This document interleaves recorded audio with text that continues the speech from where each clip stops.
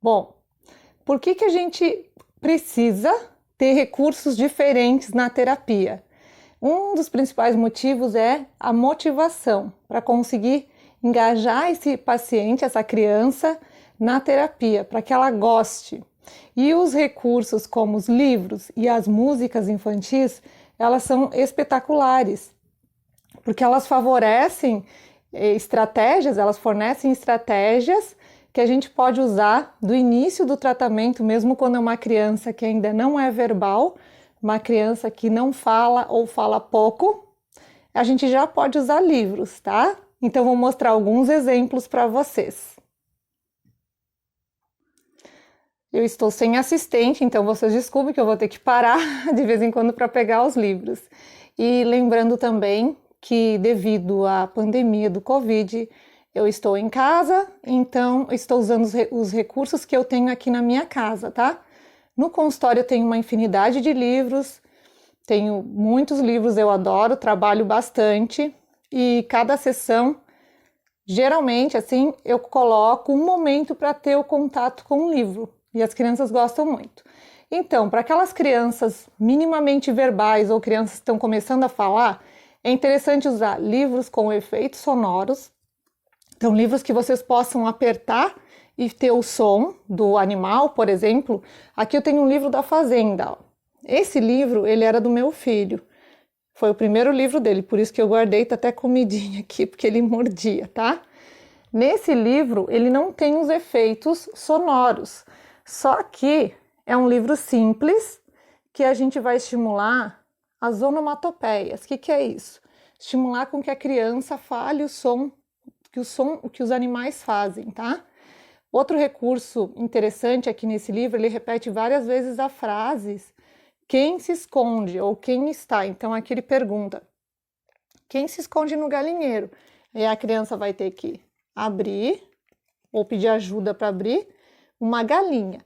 Se a criança não consegue falar galinha, ela pode falar cocó ou fazer o som da cocó, tá? Depois, na próxima linha, ó, quem estaria atrás das folhas, tá? Essa é uma parte que está faltando no livro que o meu filho conseguiu arrancar. Mas daí a próxima é quem está no estábulo. Aí abre um cavalo. Se a criança não sabe falar cavalo, você vai fazer o barulho do cavalo, né? Vai fazer o gesto do cavalo. Como que o cavalo faz? O cavalo faz assim. Dá o modelo para a criança sempre. Outra questão interessante é essas crianças que são pouco verbais, que ainda não falam muito, reduz as perguntas. Então, não fique perguntando para a criança ou testando. É melhor você usar complementações, dar um exemplo para depois a criança poder continuar e dar a resposta, né? Aqui, novamente, repete, então, ó. Quem está atrás do portão? Aí a criança vai abrir. Quem está atrás do portão é o cachorro.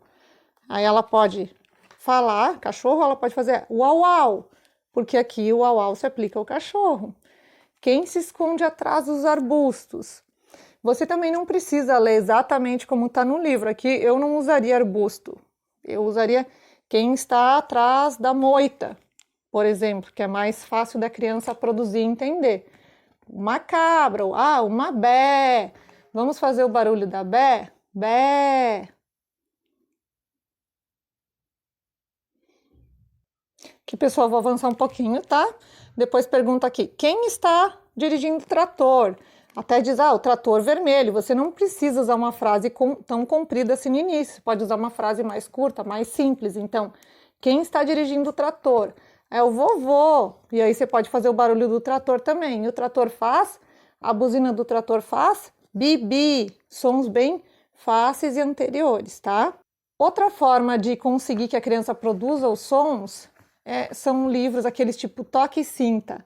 Esse livro aqui também é do meu filho. Vocês vão ver que está em uma outra língua. Quem quiser saber a língua, diz aí, quero saber que língua é essa? Que língua vocês acham que é? Então, no final do vídeo eu vou dizer que língua é essa, tá? Então, a criança vai tocar. Toca o pato. O pato, ó. Quá, quá. O porco. Aqui o porco eles colocaram como se o porco fizesse...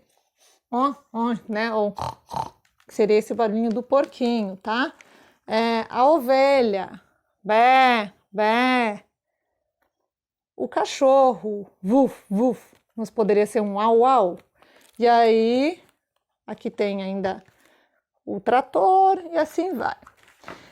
A criança não gosta de animais, mas aqui que eu posso usar. Então aqui tem um exemplo de um outro livro que era do meu filho. Ele gostava muito de veículos desde pequeno. E esse aqui é um livro de veículos. Então, seu filho não gosta de fazenda, vamos fazer o barulho dos veículos, tá? Trator de esteira, como que ele faz? Vai fazer um barulhão. Fazer to. Um caminhão caçamba. Vai derrubar. Tum, tum. Uma escavadeira, vai fazer o buraco. Aí você vai estimular com a criança. Se tivesse barulho de carros de policial, ambulância, e assim, além de estar produzindo puramente só o som, você está estimulando a questão das praxias. A criança vai ter que fazer, ó, que é onde justamente muitas crianças com apraxia de fala da infância têm dificuldade nessa coarticulação, tá? Aí outros livros mais elaborados, livros que repetem as palavras, tipo o livro dos Três Porquinhos e do Lobo Mau, eu adoro. Eu tenho mais de uma versão, só que estão no consultório, tá?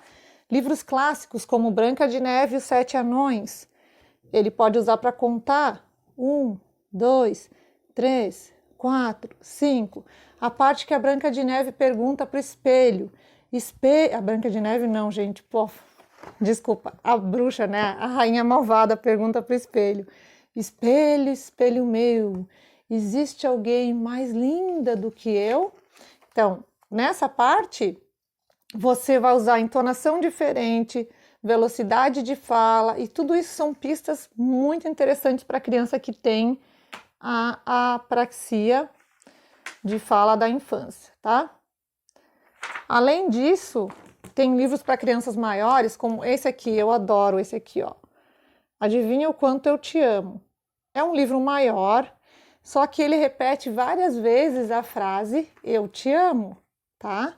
E aí ele vai criando perguntas diferentes, respostas diferentes, tá? Ele pergunta aqui, ó. Adivinha quanto eu te amo? E aí começa a história, eu não vou contar todos, tá? Eu te amo, tudo isso. E depois continua.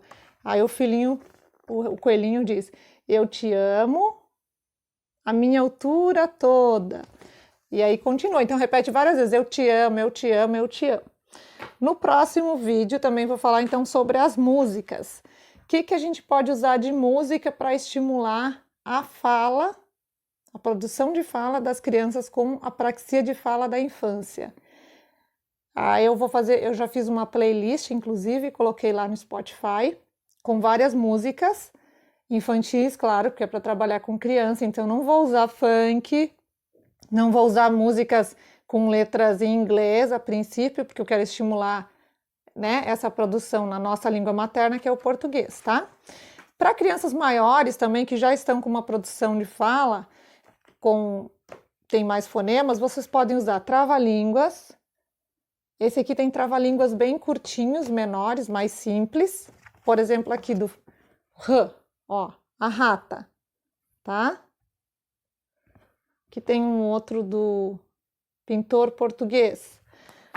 E tem esses aqui que eu adoro, da Cissa também, que são trava-línguas maiores, para crianças que já têm um repertório maior de fala e conseguem memorizar também, porque olha só, são trava-línguas bem compridos, ó. Esse da bruxa, tá? São bem divertidos, as crianças gostam muito. Também adoro os livros da Eva Furnari. A Eva Furnari, ela trabalha muito com rima, com tarefas de consciência fonológica, aliteração, e essa linha de trabalho dentro da consciência fonológica, para as crianças que têm apraxia de fala da infância, é uma linha que tem embasamento teórico, a gente sabe que funciona, que dá resultado, que dá diferença. Então, pessoal, hoje esse foi o vídeo, espero que vocês tenham gostado. E o próximo, então, será sobre músicas, como estimular a fala, como usar as músicas na terapia de apraxia da fala da infância. Tchau!